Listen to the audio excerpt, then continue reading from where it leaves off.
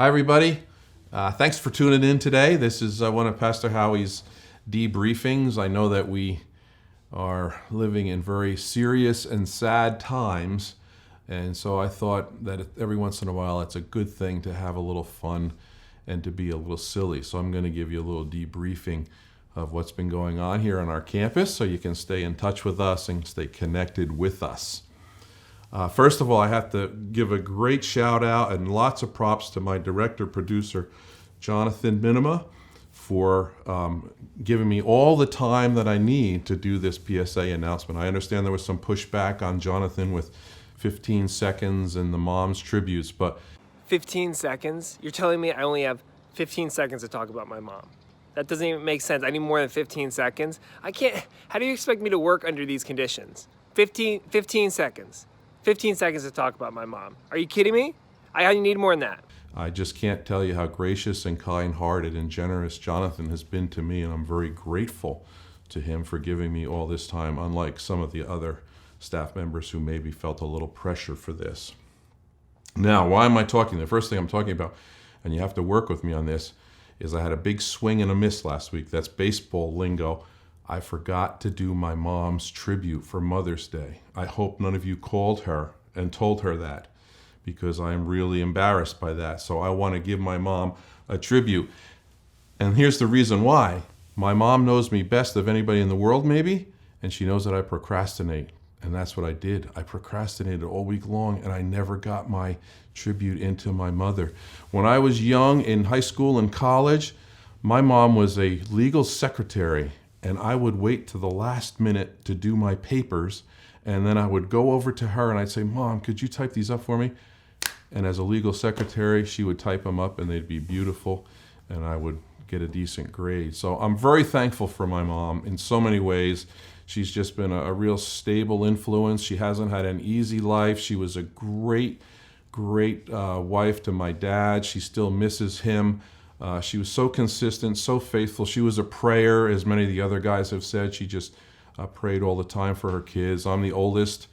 I have 3 younger sisters. My mom did a great job in making me a magnificent son. She kind of did a mediocre job with my sisters. I'm sorry to say. Oops, no, I made a mistake there. Sorry. Scratch that, Jonathan. Actually, she did a mediocre job with me and taking an average guy and helping him to stay out of trouble. And she did a magnificent job with my 3 younger sisters. And today, they are really great moms in their own right. So I respect my mom. I love my mom and my sisters. Of course, there's another woman in my life that I have to talk about too, and that's my wife, Chi-Chi, who raised 2 really fine sons, in Aaron and Tyler.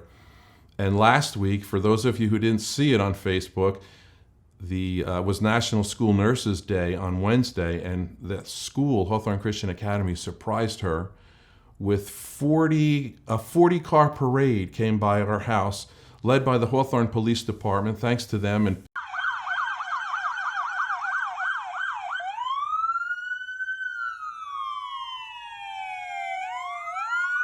all kinds of sirens and horns beeping and posters and lots of love. And poor Chi-Chi, she's still trying to figure that out and get through that. And emotionally, she was very touched by the outpouring of love for her as she takes her mom skills and puts them to work in Hawthorne Christian Academy nurse's office for the last 35 years.